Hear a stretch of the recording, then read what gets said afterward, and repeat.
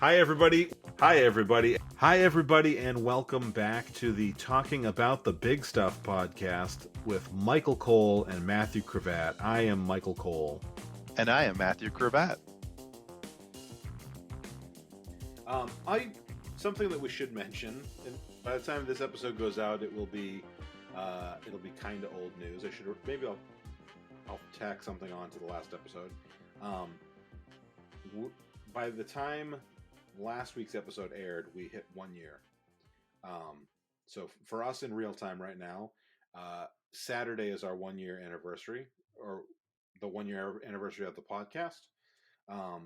So we've been podcasting for a year, and so the following Saturday will be like my 1 year anniversary. Exactly. It would be that. Okay, so by the time this episode goes out, it will be 1 year for both of us. It'll be 1 year for both of us since our first appearances on this podcast. So happy anniversary. Happy anniversary, man. Yeah. I love you. Yeah. All right, so to the topic at hand. Purity. Which is how we express the love for each other. Yeah, except that you and I are not married to each other, so that would be inappropriate. We want to talk about purity culture. It's interesting because I kind of was raised in purity culture. I was not. Right. I was raised in a Catholic purity culture that is not what we kind of think of as purity culture by today's standards. When I think that the Duggars and some of those other groups have kind of got us to this point of like, we didn't kiss till our wedding. Like, I wasn't raised in that. Josh sexually molested people without being married to them. But right, that's different. Right, but I wasn't raised in that level of purity culture. I was, I was raised Catholic. I was told, wait till marriage. It was implied, but never specifically said to me by parents, at least, to wait till marriage for everything. But that was my finger blasting, in case you didn't notice. Rather than saying "come here," no, you're just saying "come." Yep. But so I was raised kind of with the idea told to me, and if we talk to religion teachers and priests and things, we were told, you got to wait till marriage. But Catholicism had maybe a different take than a lot of other purity cultures. So, for example, I asked a religion teacher one time, really cool religion teacher, but also very religious. We asked him one time if, the reason he was explaining that sex within a marriage was not a sin sex was not a sin as long as it was life-giving and within a marriage. As long as you're trying to procreate, it's okay. And he was a very liberal religious person, so we were like, so no are animal. And his response was, well, is it giving life to your marriage? and I like that answer. It reminds me of the Jewish joke, like religious Jews, like real religious men and women don't sit together in public, like even in temple, there's different sections. And they certainly don't dance together. Like if you watch Fiddler on the Roof, the ultimate documentary about how to be Jewish, at the wedding scene, the men are all dancing together, and when the woman tries to dance, the bride tries to dance to the rabbi, he's all shocked, and then they hold ends of a handkerchief so they're not touching, so they can dance. Yeah.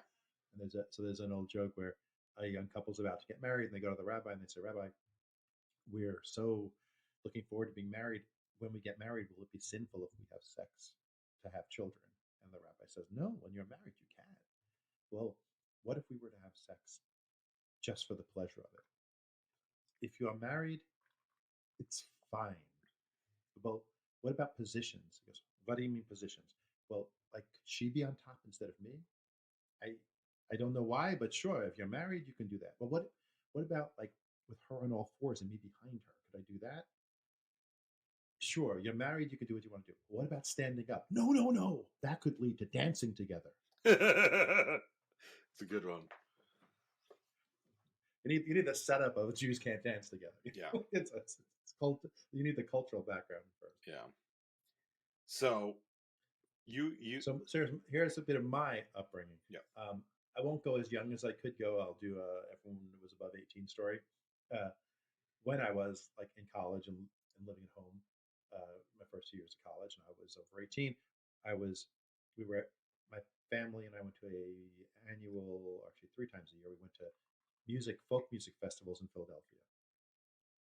And this one festival, I hooked up with the hottest woman on the planet at this folk festival at the time.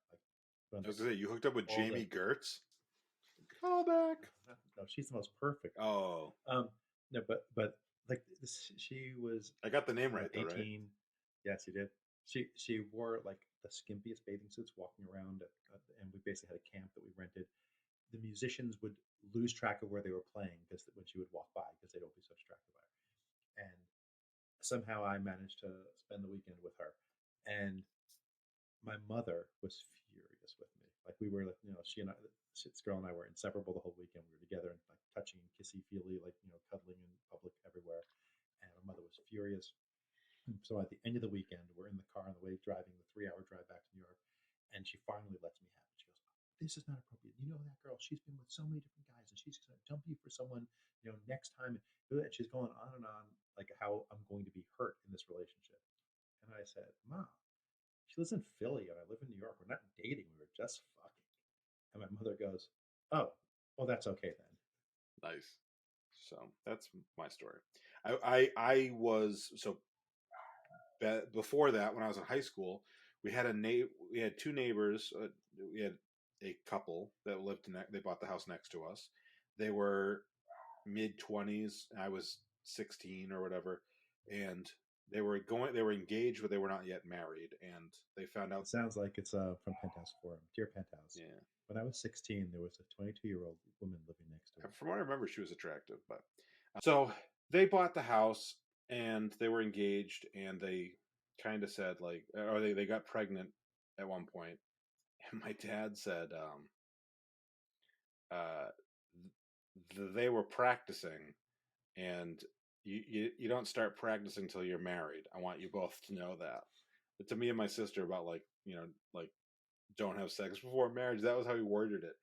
And you also have to keep in mind that my dad's not the religious person in my family. He's for all intents and purposes an atheist, even though he doesn't use that label. And so like for him, he was just as much on the no sex before marriage thing as anybody else in my life was. And but I will say, okay, in my dad's defense, while I obviously disagree with that, and him and I have discussed, and I think his views on that have evolved over the last 20 years. You looking at the cat or a human being? The cat. Okay. She's climbing on boxes, and I'm waiting for them all to come tumbling down. Gotcha. So we've talked about it, but one thing that I will say about my dad is, even though and he more so than anybody else, that I'm aware of in my life, when it came to the purity culture thing, he did not have the gender double standard that especially most fathers have. He was as hard on me about not having sex before marriage as he was really good about not having the double standard. But the way he solved that problem was just by having a super strict standard with both of us. Yeah. Neither one of you are allowed to have an orgasm. Yeah. I will. Okay, That ain't coming. Nobody's coming. I have a Patreon. I feel like this is going to be a $10 exclusive pay. This isn't even the $3 one. One time, so I'm obviously younger than you, so but I'm older than I when I was a pubescent teen, like early teenager, 13, 14, internet pornography was more difficult to come by. It wasn't hard to get, but it was more difficult, and we didn't have laptops, so it was like the family one, family. So I could get porn on the family computer, but I couldn't necessarily do anything at the family computer.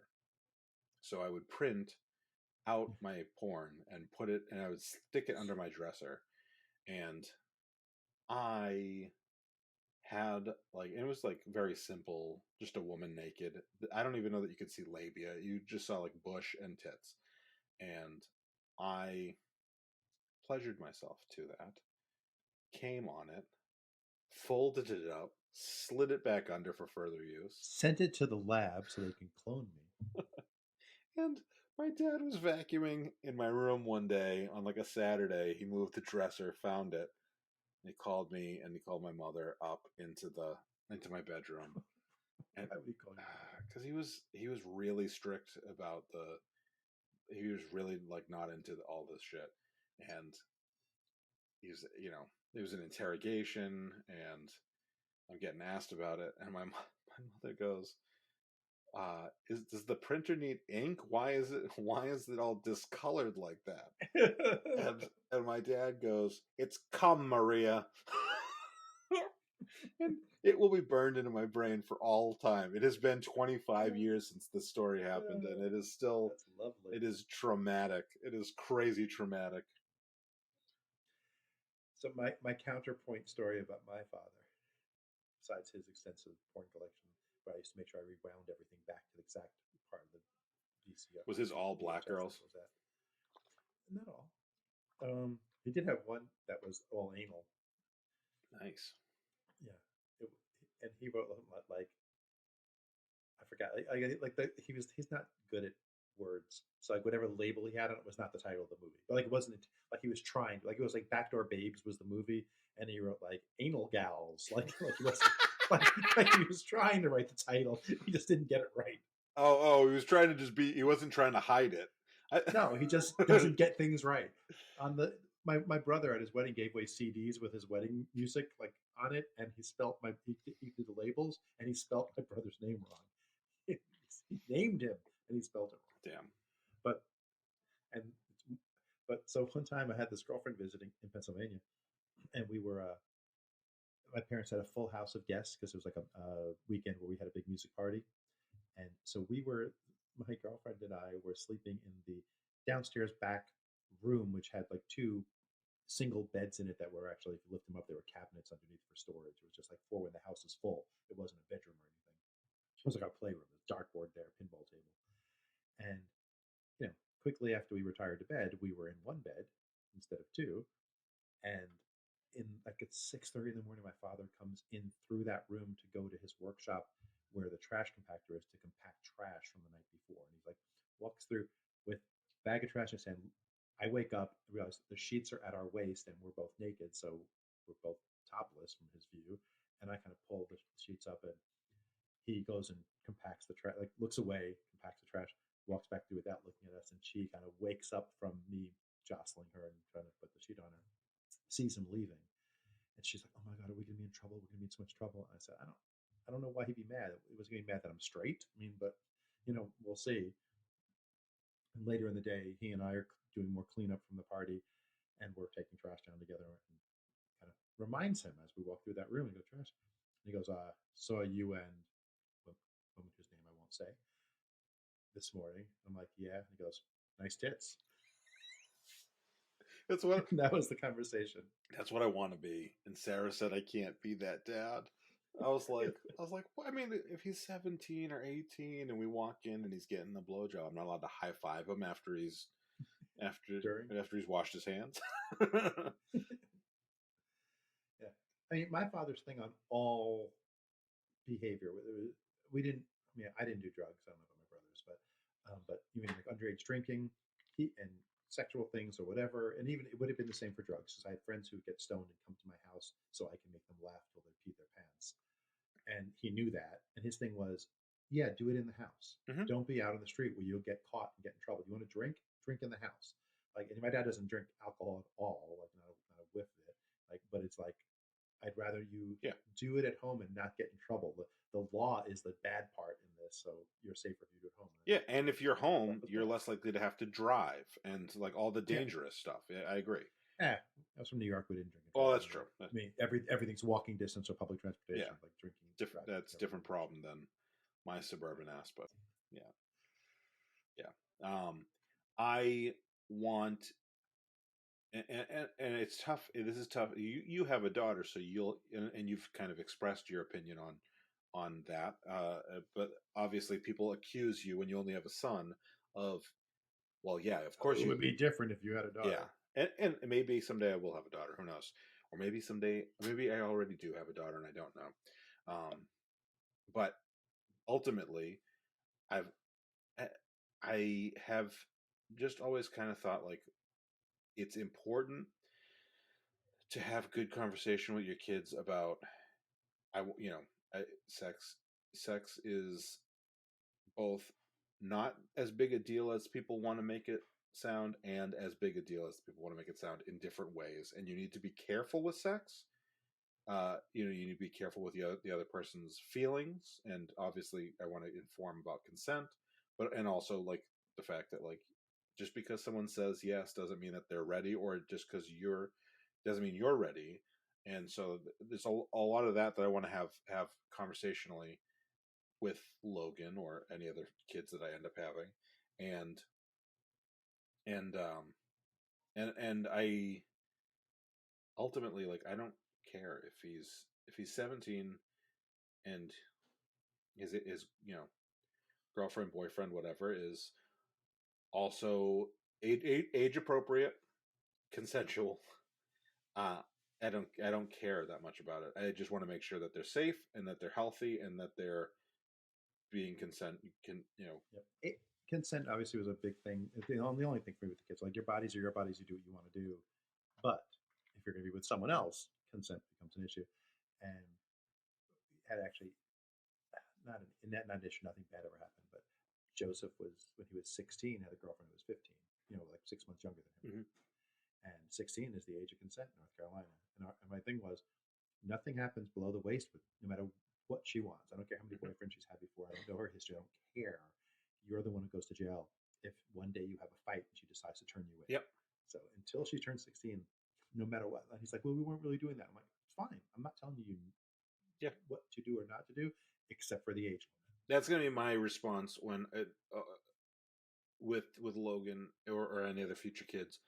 That, and also, and maybe this wasn't yet an issue with when your kids were kids still, like children, but there's a lot of stuff about kids sending each other dick pics and other stuff and possession, and I don't know about North Carolina, but there's been a lot of stuff made up that's of child pornography, even if you do yourself. Exactly, and so I will be making that clear to him, like, hey, like, I get it. If you want to look at porn, you look at adults who are clearly consenting, and if somebody's if everybody asks you if you want to see a picture of them, you say no, and then if they send it to you anyway, you bring it to me immediately, and we will go to the proper authorities, but because I think that there has been some overcorrection in that way when you're a 13-year-old and you send a porn picture to your other 13-year-old and you're getting labeled as a child pornographer, or the other 13-year-old who just got possession of, like, here's the thing, like, I get that age of consent is 16, but if two 13-year-olds fuck, and it's 18 for sharing pictures, which is a weird. It's a real weird. But if you're I was just about to use the age of consent versus the age of porn. If you're 13 and two 13-year-olds say they're born on the exact same day, decide that they want to fuck, like, there is no crime there as far as I'm aware. It wasn't, because because back to our, I don't know who you usually blame the older one, so I don't know who you blame if they're the same exact age.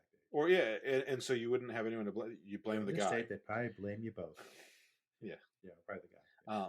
But if that's the case, then how is the pornography part different than that? And so I think there's just an overcorrection. But I understand. I understand the overcorrection. One of the challenges with sexting like that is, I mean, maybe depending on the text messages that accompany it might give you context, but you don't know the context. Mm-hmm.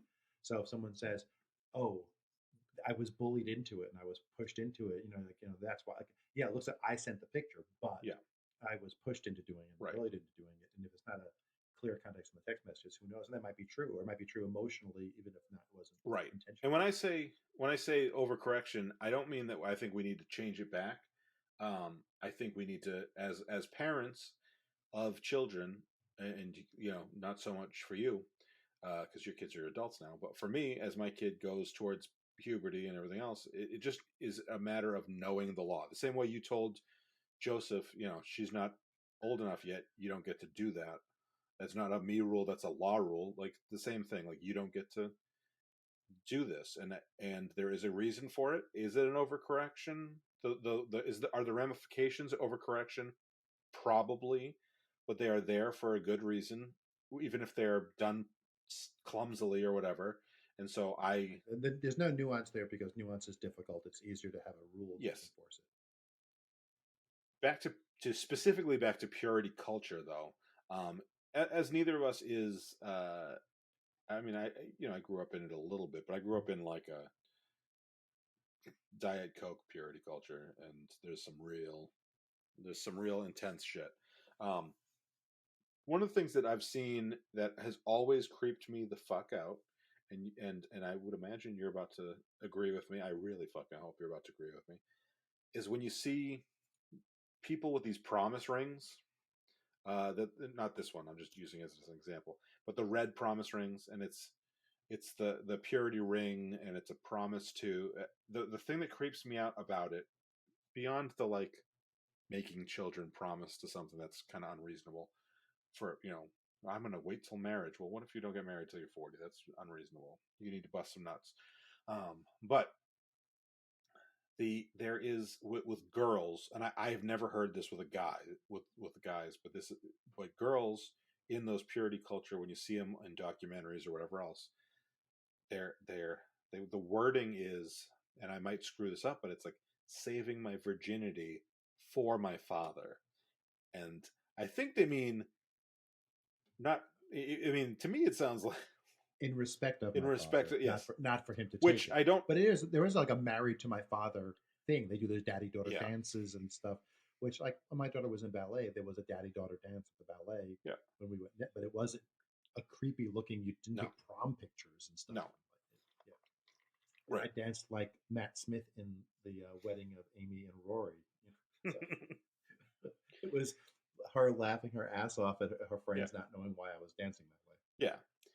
So, but like it always has creeped me out. Like if I had a daughter, I've said it to Sarah a billion times. Like if I had a daughter and this purity culture shit, I would just be like, leave me out of your virginity equation. Like I don't want to be. If you're talking about your virginity, I don't really want you mentioning me as your dad. Like. So one of the things though is the reason it's more important for girls. Besides, you can make a rational argument of pregnancy and whatever, but the real reason is it's intended to make them get married at a younger age. Mm-hmm. Like if you can't, like you made the comment of like it's unrealistic if you're 40 and not married. The goal is that you won't be 40 and not married. You'll be married by 20. You're not going to. I don't want you going to college and getting educated. I want you to find you're in love with your boyfriend in high school. Great. Day after high school, you're marrying him and now he's your head of your church. Yeah. It's so creepy. But yeah, sorry, I was gonna say the whole talk of. I have a story that's not mine, but I'll share it after you say. Oh, I was gonna say the whole talk of saving it for my father. Is gross to me. I have something I will say afterwards too, but you go ahead with yours first. So I have really good friend who, when his son was like in college, he was dating a super religious girl. And the son was raised as a churchgoer, but they weren't super religious at home. They just went to church regularly. I think his mother's father, so his grandfather, was a preacher back home. Not their preacher. They didn't live local to him, but they were regular churchgoers, and she was super religious and was super religious family, so he was much more religious the more they dated. Mm-hmm. And then they got engaged, and she never liked my friends because they weren't as high class as she was in her mind. And my friend pulled his son aside one day and said, "Listen, if you're marrying her just because you're like," they were rushing into getting married really fast, and he was like, "If you're marrying her just because you really want to get laid, it's okay to get laid without marrying someone." Mm-hmm. Like, he was really concerned that was part of the reason they were rushing, is because they were afraid they would slip up and go too far, so they were getting married so that they could. Yeah, I think that ultimately, I think purity culture, in my experience, has caused more harm than good. And so I'm trying my best to, in a reasonable, responsible way, um, I wouldn't say combat it, but just kind of like be an alternative option to it. Um, I did see, this is it will come back to it in a second. Hold on. So I saw Threads post today. Someone had the trans LGBT flag. I don't know exactly. It's the one with the triangle at the front and then the rainbow. But which the triangles is trans part, the three color triangle. The the Trans. light blue, light pink. Yeah, the Spider Gwen triangle. Um, but we so they had the trans that it's the color I'm scheme with that you. they use for It's her, Spider Gwen. and she has the trans flag pinned in her room. Um, so they had the trans flag in this meme, and it said I don't share this. I don't wave this on my house to let you know who is in my bed with me. I wave this on this house in case there is a neighbor who is in this community who doesn't think anybody else is. And meaning like it's more important for me to to let someone know that there is a sounding board, there is a community here. And I reshared that and said I hope to always be a good ally to, obviously I'm a straight cis guy, so I'm not in the community, but I hope to be an ally to the community. And I said that's partly why I'm so open about my atheism now, is because I know the importance of having atheists visual and accessible to me, and obviously to like my wife when I was deconverting and everything else. And then right now I'm thinking about the fact that that's also why I am open about this with my cousins. Like I just make a couple jokes and in an attempt to be like, if you ever need anything, like here's some better information or some different information. If you ever need anything, come to me. Because I don't think my aunts and uncles are probably as strict in the purity culture thing as my parents were. And you got to keep in mind that largely the first child, Generational the too. first, well, yes, they're older, typically than most of those siblings. I am so much older, and they were the first. My mom was the first parent of her siblings, obviously, so she didn't have a role model or have someone to go before with the mistakes. So my parents are great now So about all the mistakes are made with you. right. But it's important that we learn from our mistakes, and that we have the option to not repeat those mistakes. And so I am trying to participate in that process. Good deal. That being said, I have a cousin who is living with her boyfriend out of wedlock, and a cousin who just had a baby out of wedlock. And so I think I'm doing okay with like Subverting the purity well, culture. I just think I think we are slowly stepping out. Like I think that there's still some stigma within our family about a lot of this. I know that like, oh, they moved in together. When is he going to propose to her? Like kind of thing. And So we had the opposite. Madhavi's father, when we moved in together, we got engaged, then we moved in together, and he was like, "Why are you even getting married? What's the use? You're already living together." And I was like, in my head, I'm like, so like the sex is the only reason to get married? Like that must be what you're saying. Like we're already sleeping together, yeah, so why get married? Like that's not the reason we're getting married. yeah, I don't know what the reason is, but that wasn't that. yeah. I know she was raised more religious Hindu, right? Yep. Um, did and it sounds like you have a pretty good relationship with her mother, and you had a pretty good relationship with her father, from what I understand. Yep.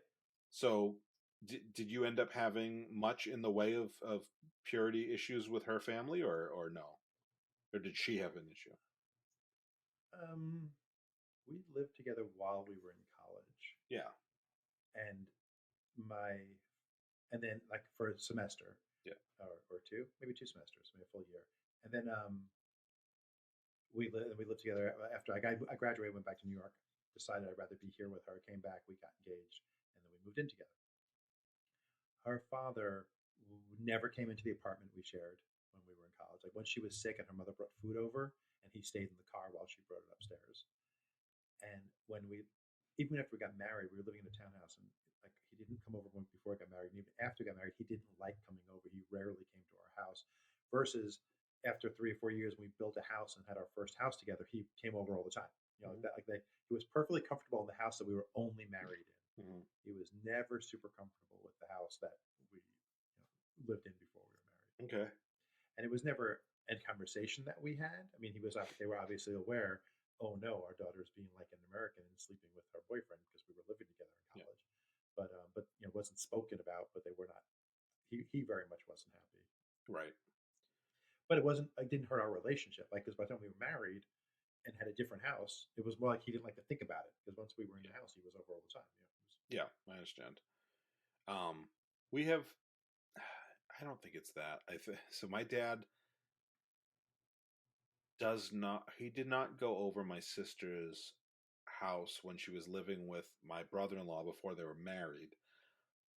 But I genuinely don't think it was that, because at that point in time, he was not going to anything social at all. Meaning he wouldn't go to any family function. He was being a hermit, basically. So I don't think it's related to that. But I know he still doesn't love going over there, but I think it's more because there's so much chaos with animals and stuff like that. I don't think it is a purity thing. And obviously he's been to my house and he seems relatively comfortable the 2 times he's been to my house. Mine being just because it's 600 miles away, and that's why he's only been here twice. He was at my old place when we lived in Massachusetts for a few times. Sarah and I didn't. So we lived together. We didn't live together till we got engaged. That was not a purity issue. That was like appearances issue. That was more of a I was living with my parents and she was living with her parents. We got engaged. We graduated college. Sarah's dad got laid off and said, I'm probably going to get a job in North Carolina, but I want to keep the house because I'm not really ready to sell the house, and I can upkeep the house with this job in North Carolina. It would be a good place for you to like save some money. And my sister-in-law had just had her first baby, and he was like, she can, the first baby was almost a year old, and he's like, she can come back here and live here and save some money, and it'll be a good thing for you guys to help out with the baby when you can, and bond. And so we, at that point we'd been engaged 3 or 4 months when we finally moved in together. We were married a year after that. That was all, the time frame on our marriage, on our wedding after the engagement was more, when is the venue available? And so we ended up waiting almost 18 months from engagement to wedding and we got a Sunday date. We didn't even get a Saturday. We were similar. We got engaged almost the same day as my brother. I got engaged at 8 p.m. He waited till midnight so that it would technically be the next day before he proposed to my sister-in-law. Right. And since they were older and wanted to have kids right away, we let them get married first. But they were living in California and wanting to get married in New York, or the East Coast at least. They ended up being in New York State. And it took them a year to do their wedding. So we got married like 6 months later. We had to wait a year for them, and then we did it like within 6 months. Yeah. Yeah. 5 months, actually. So. Okay, 5 months, 3 days. Okay. But yeah, so we didn't live together. Although I lived with my ex-girlfriend for like here and there when we could afford to. We lived together for 2 years, something like that. So like that was never a purity culture issue. That was just merely a financial situation issue for Sarah and I, that we didn't live together till engaged. When I moved in and we were engaged, her family obviously had no problem. They invited me to move into the house. My parents, I don't think, had an issue, except that I think my dad didn't like that I just kind of like would come by the house and take a thing and never like officially said, "Hey, I'm moving out." I think he felt that was pretty fucked up. And that I was like, I just was like, oh, I grabbed a box and I grabbed another box over the course of like 2 months or whatever. You left you slow quit the house. Yeah, yeah, basically. And part of that also, this is another weird thing in our timing. Within the month that I was moving into Sarah's parents' house is the month that my grandmother was moving into my parents' house, out of like not a hospice because there was no medical care as Christian Scientist, but it was the Christian Scientist equivalent of hospice. She basically, they were bleeding her dry money wise, and so my parents were like, "Why don't you live with us?" So she moved in, and I was moving out, and so I just kind of was slow quitting, like just grabbing stuff as I could, and every day, every time I'd go home, I'd grab another thing, and I think my dad, and it wasn't wrong. He was correct that I did it in like the sneaky, like kid way of like getting out of the house instead of just being like, "Hey, I'm moving in with my fiance." But, Right. You never had a conversation about leaving. You just slowly left. mm-hmm. So anyway, you got anything else on purity culture you want to talk about? No, I think I'm as impure as I'm gonna be. Yeah. All right. I think that I've got nothing else. We stayed on topic for both topics pretty well tonight. I think this podcast might actually be coming out okay. So before we do our big send off that we always do, I want to say a couple things. First of all, thank you everybody for listening, and if you are enjoying the show, please like us, subscribe, give us a thumbs up, whatever the option is on your listening or viewing app of choice. If you'd like to give us a review, that's excellent, and that would be super helpful. I want to give a shout out to our newest patron, because we now have a new patron on Patreon, patron number 3, and his name is Matthew. I want to give him a quick shout out. Good name. Good name. Good name, man. Yeah. Do you know how many Matthews I know? Like, I literally in my phone, I think I have 7. Like, it's crazy. Ironically, it was the 7th most popular name in New York the year I was born. Okay. Side note. My name is Michael Christopher Cole. Michael. So Michael is one of the most popular names for about 50 years running in the 90s or in the 1900s. And so I commonly say like, oh, my name is basically the most popular name. David was there in one of the years. Like, there's a couple of years where it's interrupted, but pretty consistently from like 1950 to 2000, it's Michael. And I was saying that to somebody at work a couple months ago, and I said, no, legitimately. And I pulled up like most popular boy names in America by year, and we were scrolling through the years. So I was born in 1984. From 1979 to 1990, so I'm directly in the middle of that. The number one name is Michael, all 12 years or 11 years of that. The number 2 name in America for all of those 11 years is Christopher. And my parents named me Michael Christopher. And so I told my parents that they're unoriginal and unimaginative. They find that amusing. Like, I wasn't being mean. They understand. So anyway, that was my side note. Back to the patron stuff. So yeah, we want to thank Matthew, who is our newest patron. And we have a special message for anybody who may have found us on Threads. And we basically shouted out some people on our patron only feed on shout out some of our Threads followers, listeners. So if you wanted to check us out on there, it is only $3 a month, which, like I have said before, is less than $1 an episode, because we are doing a minimum of 4 episodes a month. A lot of months will end up having 5 just based on timing. So you're getting an episode for what, about 75 cents an episode. So you can't really beat that deal. The financial support that we receive will help us to make this podcast better for you. So we've been improving microphones. My microphone's been here a little bit, but you might be seeing Matthew has a microphone. And he finally, last week when we were recording, he had an issue with it, oh, 2 weeks ago to you viewers, but last It week had a to built-in Matthew voice and I. synthesizer It that was sent, turned on. yeah, I was talking to Jabba the Hutt for the first 30 seconds of the podcast. Unta boga Chewbacca, ha ha ha. And it was so anyway, point being, if you're supporting us by listening, we really appreciate that. Give us likes and subscribes if you can, if you want to. If you decide that you want to subscribe, you want to support us with money, we would really be appreciative. You'll also get a shout out at the end of your first episode we record after you subscribe on Patreon. We don't even make you wait a month to prove that you're staying with us. We'll just shout you out. Yep. As soon as we realize you're there. Yeah. So that's basically it for our sales pitch. Matthew, you got anything? I just want to remind you, I want to thank you for listening to Talking About the Big Stuff and remind you, it's safe to put us in your ears. You can't get pregnant in your ear holes. You can't get pregnant in your ear holes. That is the big stuff. Although the big stuff doesn't really fit in your ear holes that well. But it's okay if it dribbles out. It's okay.